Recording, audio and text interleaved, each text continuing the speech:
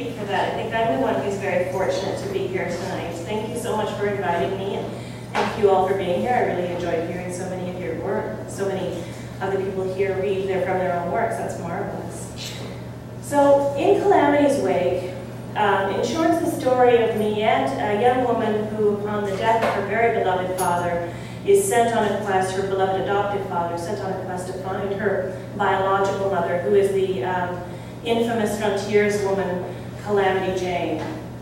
Calamity Jane, this is based in part on the story that Calamity Jane herself told about having had a child by Wild Bill Hickok and given that child up for adoption. And many people over the years have claimed to be that woman, but I have decided the truth.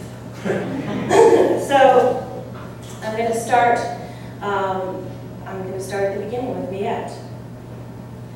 I came to the Badlands because I was told that my mother, a woman named Martha Cannery, lived there. It was the man of God who acted all my life as my father who told me this. When it was time for him to die, he made me promise that I would go and find her. I squeezed his hands and laid my cheek against his. His breaths and mine were staggered together, very, very weak, for different reasons. I said yes, because I don't cry, and I loved him. And in that last hour we were together, I would have promised him anything. You have to do it, he said. Promise me you will not change your mind. I know that you've heard sickening things, and those things are all true, but I'm sure she wants to know you. I kept repeating my promise out loud, all the while hating the woman for not being the one who was dying. My father's brown eyelids closed. I stared at the window shades pulled down against the late evening sun, and I felt amazed at how separate I was from him, how separate every person is from every other. And when at last I felt his long, weak body release him, I sat in the dark with everything that was left, still promising, and fondled with my memory every detail of how he had loved me. God will welcome him, the priest whispered. All is forgiven. My shoes became fascinating. I saw a coyote carrying a man's skull down the road. Be careful to bury him deep where the animals will have him. He's buried deep enough, I said. It seems horrible, said the priest, to think of one's bones being scattered about, but still, don't let the Indians hang him in a tree. It's not Christian. He liked those Indians. They seemed to care for him. He wasn't a stray, though many are saying so. He was an old Catholic child. He was wandering bishops. The way they make their way away from the church, I used to think that they were all vagabonds. But maybe he was right. Papal infallibility does seem less important here than the Eucharist. What could be more precious in this wilderness than bread and wine? He looked at me for a minute. We have a name for what he felt for you. Eliana Misericordia. It means strange sympathy. It's what we used to say about men who took in orphan children. Now, I suppose we would see it differently. Do you need anything else? I asked. He performed services for the settlers, baptisms. Maybe he took confession? He did. He took money for this, I assume, money for religious services? No, he took food and clothing, some supplies. Sometimes they helped us farm, sometimes we helped them. There isn't any money, I lied. He studied me, because if there is money, it should be given to the church. There isn't any money. Will you live on here? I don't know, but I won't offer services. Well, I should go now. Thank you. Behind the door, I lay on the narrow bed, breathing hard. I stared at the burial dirt on my hands, under my fingernails. I could still feel the weight of every spadeful singing in my muscles. The sound of friends working around me, throwing dirt on my father, moved in my brain the way no sound had ever sunk in and scoured about before. The walls and the ceiling were made liquid by my tears. Eliana Misericordia, it means stranger sympathy, not strange sympathy. He loved me even though I was a stranger. He was never insulted to be called a wandering bishop. He was an episcopus vagans, a man of God, consecrated by God, living outside the structures and canons of the church. He was his own vision of God's work, better, clearer, more humane, not interested in selling faith. He taught me that myths are neither true nor fair. Slaves were not servile by nature, but beaten into submission. The Indians, he said, were never savages, but perhaps the Europeans were. Indians do not particularly stand for nature, neither do women. A woman's brain, he said, is smaller than a man's because her skull is smaller. A woman's mind is a different thing that has no natural limits. Children are not immoral at birth, but new and possessed of great potential. The poor are not weak or debauched, but just poor. The rich are not wise or deserved, but just rich. People of every race and nation love their children equally, and if it does not always seem that way, it is because we do not love the children of others well enough. Christians are not in possession of a unique appendage in the soul. Priests are not better or kinder or more moral on average than farmers. Wolves do not embody Satan or devilry at all. The world is precious, and it is a gift, but we are not the recipients. To think that we are the masters or owners is to imagine that we could be excised from the world with no trace of us left. I muttered to myself the things he had told me and remembered him 1,000 ways, lecturing me in the evening when I was wakeful, walking beside me, sitting in a chair reading, making my eggs, standing at the stove beside me while the hen scratched under the kitchen table. I lay in my narrow bed thinking, this is the evening of his last earthly day. And the long harmonizing of faraway wolves drifted into the room. I breathed grief in and I blew it out.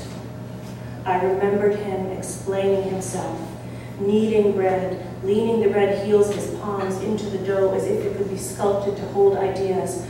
I remembered watching him and all my fears of life or death, of darkness, illness, or abandonment dissolving. Father, the old church believes in unity in diversity, he said.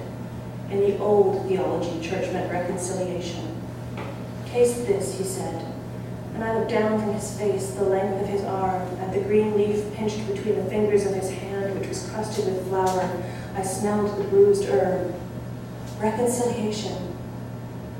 God never meant for us to devalue earth to dignify heaven. God never meant for eternity to devalue the present. Father, go find her. Martha. The book goes back and forth between the stories and myths and legends of Calamity Jane and Mia's journey to find her mother. The stories start out quite far apart and they get closer and closer together. Some say she was a highwayman, a road agent, that she was involved with opium running, that she led gangs of Indians to lynch white men prospecting in the sacred hills. It can be said, wrote one skinny upstart, that Calamity Jane knows more about jail than about scouting, trooping, or even bullwhacking. She was known to liberate horses. After quarreling with one husband's steer who beat her, hit her in the lip with a rock, and tried to stab her, she tried to get him arrested. When that didn't work, when he beat her again with the heel of his boot, she tied him to a mule and left him in a stable. She took his saddle and his horse and she rode right out of marriage. She arrived in Rawlins to see the swinging bodies of Jim Lacey and Opium Bob. Reporters crowded around her and scribbled on their pads. She called the sight of the two dead men in the middle of the town "seeing the elephant," which was an expression that meant reaching one's destination, witnessing a flood or an epidemic, or encountering something that makes you go back the way you came. She told a reporter who was sure he had her pinned for stagecoach robbery that it might have been that night she married Jesse James. It was a night of madness, she said. A man named McGuire walked the streets of Deadwood handing out a colorful pamphlet to tourists, and the pamphlet described the first time he had ever seen her. I saw a girl in neat-fitting gaiters, a coat, pantaloons of buckskin, a vest of fur-trimmed antelope skin, and a broad-brimmed Spanish hat on the back of a bucking, angry animal, and she hung on to that beast. She throwed herself from side to side. She hollered a war whoop and patted its neck. She rode that beast of hell on up over the gulch, over ditches and through reservoirs and mud holes, praising it through its fury until it damn well gave in and loved her. I didn't ever see no other such animal turn from demon to angel. In Cheyenne, the newspaper editor was so afraid of her that when she arrived in town and marched into his office to tell him to make his journalist stop printing lies, he escaped through the skylight, leaving his trembling adolescent son to take down this message. Print in the leader that Calamity Jane, the child of the regiment and the pioneer white woman of the Black Hills, is in Cheyenne, or I'll scalp you alive and hang you to a telegraph pole. You hear me, and you don't forget it.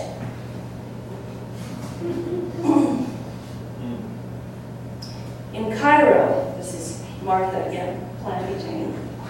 In Cairo, she saw the great Mississippi lit up by the fires of an execution. She sat on her horse on the bank, watching as a Negro woman, the owner of a gambling saloon on an old wharf boat, moored to the levee of the town, was threatened from the bank by a group of 20 figures bearing torches. Torchlight falling on the faces of the vigilantes drew long shadows from their eyes to their jaws, making them look ghoulish. Calamity called to a boy in raggy trousers, running towards the crowd. "Boy, what happened? What's happening?" The boy turned, jogging backwards to answer her. "They're going to lynch her," he said. "She'd been winning all their money." Calamity rode her horse around to get a better look at the scene. The crowd grew as more and more people ran to the wharf with sticks and torches and rifles. Soon it was 100 strong, and fire heated the air. On the wharf boat, the thin Negro woman in a gray dress stood, yelling back at her would-be killers. "Get away from here! You're too stupid to keep your money! Get away from here! The Lord won't forgive you people if you shed my blood! You all going to hell! You're going to burn! You're going to burn! Not me! Get away from here!" The vigilantes began to move into small boats, and they rowed over. Soon the black lines of rifle stocks were like spokes surrounding the woman on the wharf boat. Someone gave a signal, though Calamity didn't see it or hear it, and the boat was set afire and cut adrift. As it floated out into the current, the woman on the bow fell to her knees, screaming and crying and covering her eyes with her hands. After a minute, she got to her feet and went into the cabin. The vigilantes were calling to each other, "We've got her now! We've got her now! Where is she? Can you see her?"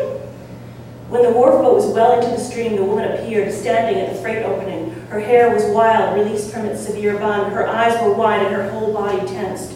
She rolled a large keg of powder into the middle of the open space. She stood in the light of her burning craft with a cocked musket in her arms, the muzzle plunged into the keg of powder. "I dare you! I dare you to come on and take me! You demons from the underworld! You white Satans! You whoremongers! You come and get me!" The night soaked in silence. The small boats kept at a proper distance now, their occupants floating, stunned. The flames licked up at the sides of the wharf boat, growing thicker and brighter until enormous sheets of flame cradled the boat.